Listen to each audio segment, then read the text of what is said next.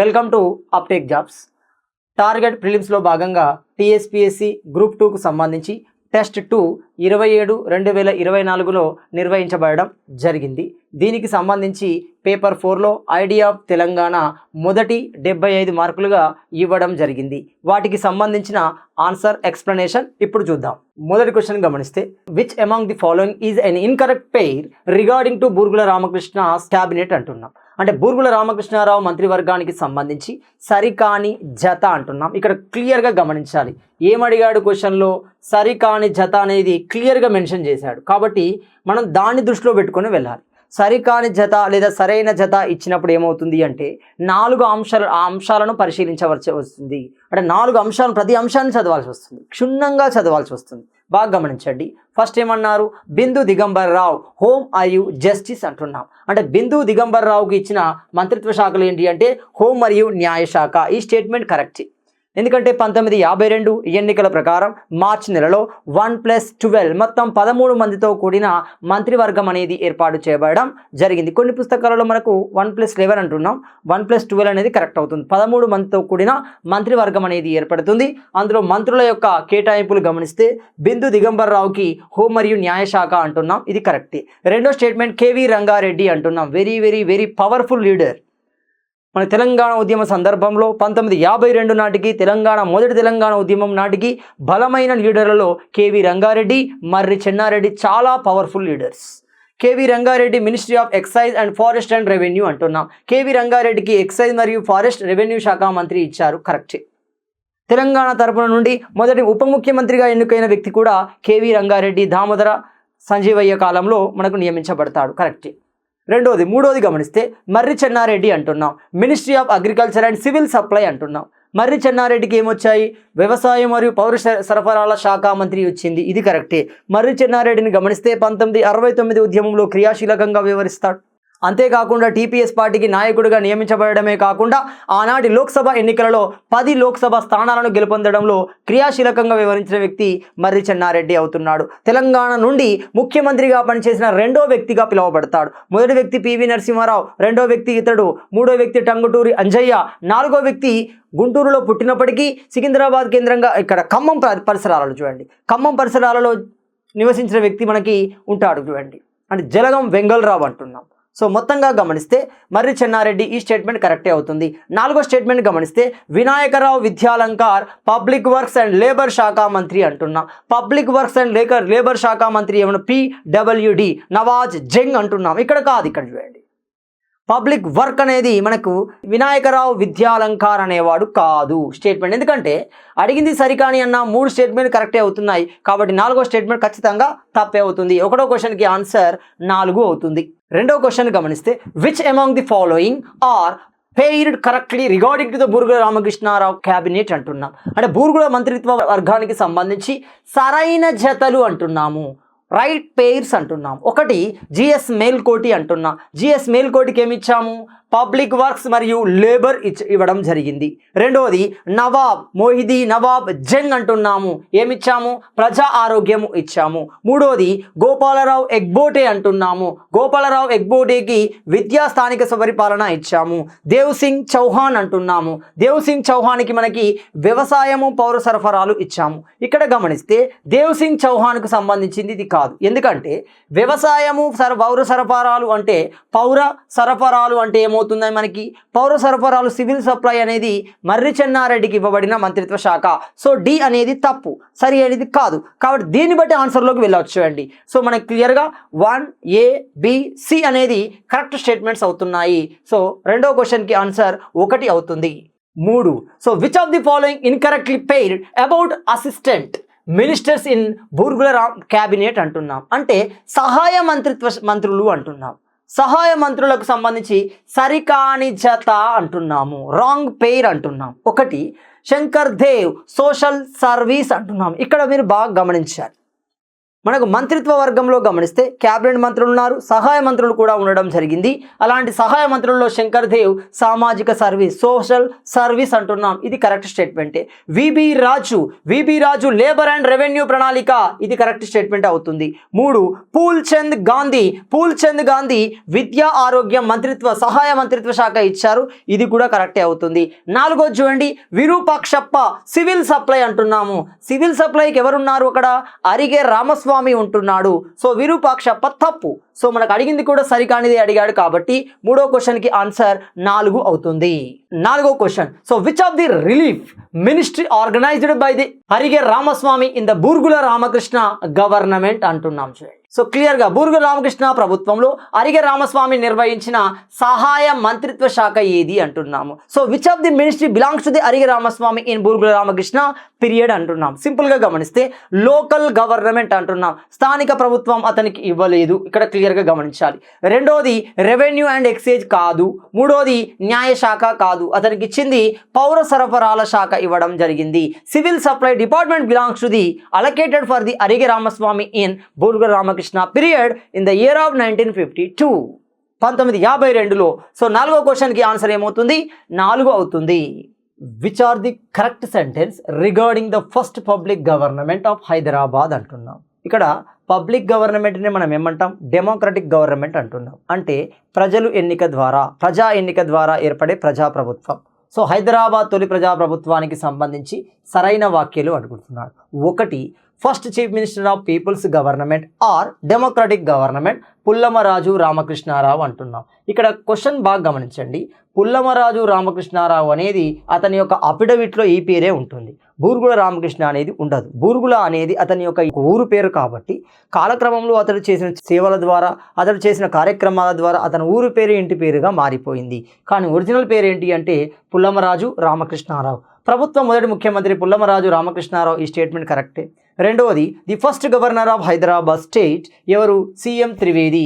మొదటి గవర్నర్ సీఎం త్రివేది, చందులాల్ మాధవి త్రివేది అంటాం, ఇది స్టేట్మెంట్ కరెక్టే.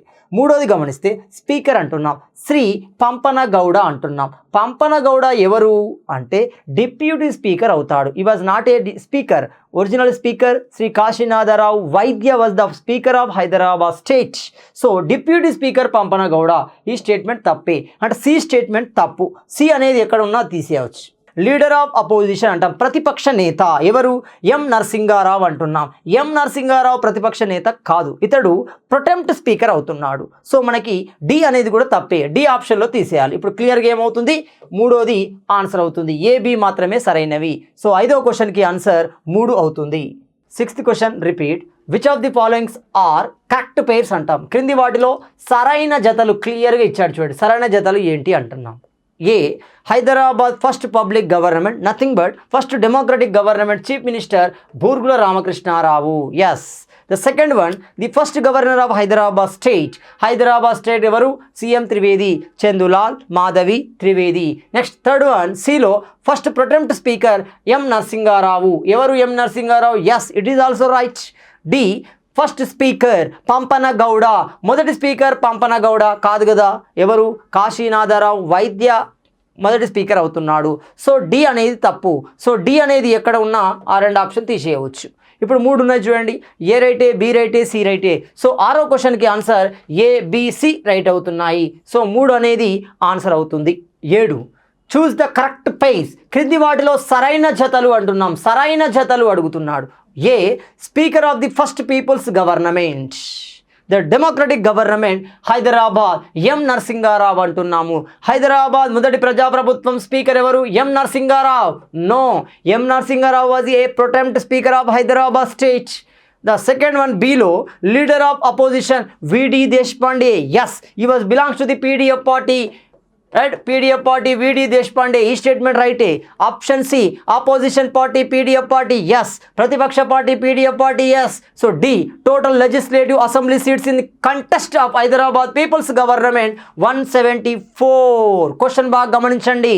హైదరాబాద్ ప్రజాప్రభుత్వం సందర్భంలో మొత్తం శాసనసభ స్థానాలు total legislative assembly seats in the contest of Hyderabad people's government అంటున్నాము. ఎన్ని? 174 అంటున్నాము. 174 కాదు కదా, 175 స్థానాలు ఉంటున్నాయి. సో మనకి ఈ స్టేట్మెంట్ తప్పు అవుతుంది. అందులో 33 ద్వి శాసనసభ స్థానాలు అవుతాయి. సో మనకి ఏ, బి, సి అనేది కరెక్ట్ అవుతుంది. ఏ, బి, సి ఎక్కడ ఉంది చూడండి, క్లియర్గా మనకి 7వ క్వశ్చన్కి ఆన్సర్ 3 అవుతుంది. Next 8, which among the following sentence is incorrect regarding to the general election of 1952? 1952 సాధారణ ఎన్నికలకు సంబంధించి సరికాని స్టేట్మెంట్, ఇన్కరెక్ట్ స్టేట్మెంట్ అంటున్నాం. The first general election held in country was held between October 1951 to 1952 February. Yes, మొదటి సాధారణ ఎన్నికలు దేశంలో 1951 October నుండి 1952 ఫిబ్రవరి మధ్య నిర్వహించబడ్డాయి. This is the first general election in India 1952. So మొట్టమొదటి ప్రభుత్వం కూడా ప్రజాప్రభుత్వం 1952 మార్చి నాటికి ఏర్పాటు చేయబడుతుంది.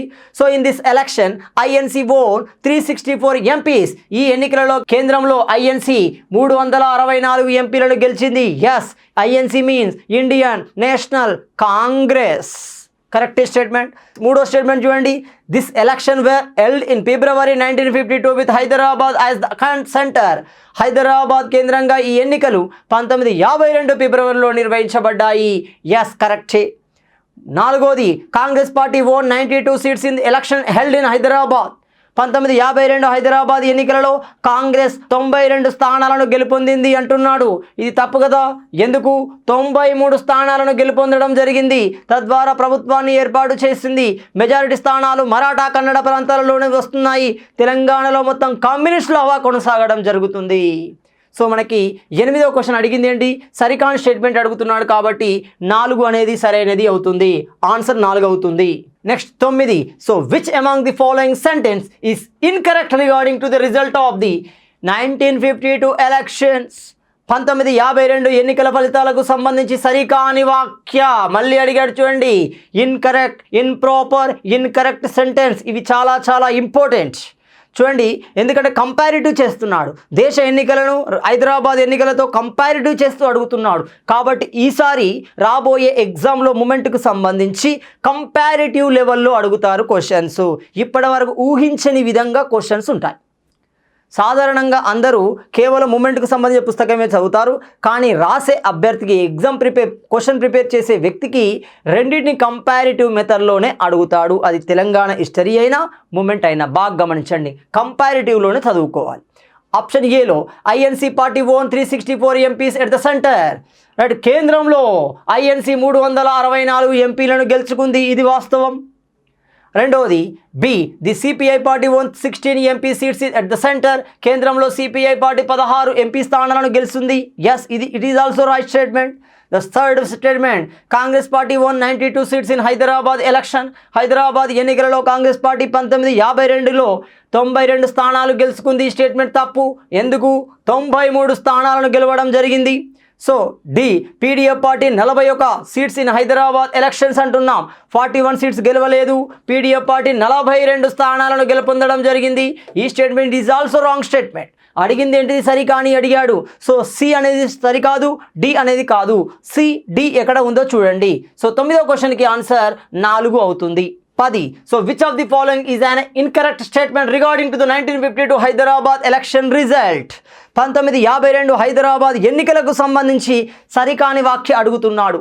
ఒకటి, ఫస్ట్ వన్లో in this election the Congress party contested in total 173 seats. ఈ ఎన్నికలలో కాంగ్రెస్ పార్టీ మొత్తం 173 స్థానాలలో పోటీ చేసింది. గెలిచింది అడగలేదు చూడండి, ఎన్ని స్థానాలకు పోటీ చేసింది. ఈ ఇంపార్టెంట్ చూడండి, అడిగే విధానంలో ఎంత డెప్త్గా వెళ్తున్నాడో. 173 స్థానాలలో పోటీ చేసింది. It is right statement. అడిగింది రాంగ్ స్టేట్మెంట్ అడిగాడు. రెండోది, the Congress party own total 93 seats. Congress party మొత్తం 93 స్థానాలను గెలుచుకుంది. The majority of seat own from the Maratha and Kannada region. Yes, it is right. The third statement, the voting percentage of Congress party in this election. Congress party సాధించిన voting శాతం ఎంత? 41.86%. Yes, చూడండి 4 independent own 11 seats in this election. ఈ ఎన్నికలలో స్వతంత్రులు 11 గెలిచారు. తప్పు. స్వతంత్రులు గెలిచినవి 14, socialist party గెలిచినవి 11. So ఈ statement తప్పు. చూడండి అడిగే విధానం చూడండి, మనకు బిహైండ్ మనం చూడని విషయాలు ఇవన్నీ క్లియర్గా గుర్తు చూడండి. సో 10వ క్వశ్చన్కి అడిగింది సరికానిది కాబట్టి 4 ఆప్షన్ ఆన్సర్ అవుతుంది. సో 10వ క్వశ్చన్కి ఆన్సర్ 4 అవుతుంది.